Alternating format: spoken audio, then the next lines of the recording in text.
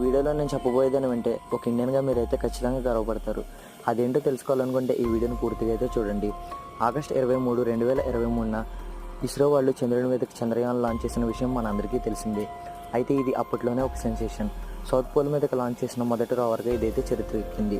ఇది రీసెంట్గా పంపించిన డేటా ఇంటర్నెట్లో అయితే హల్చల్ చేస్తుంది. ఇదేం గుర్తించిందంటే మూన్ మీద మాగ్మా ఓషన్ ఉన్నట్లయితే గుర్తించింది. ఈ మాగ్మా ఓషన్ అనేది ఎక్కడ ఫామ్ అవుతుందంటే ఏదైనా ప్లానెట్ అనేది ఇనిషియల్గా ఫామ్ అయినప్పుడు ఈ మాగ్మా ఓషన్స్ అనేవి ఫామ్ అవుతాయి.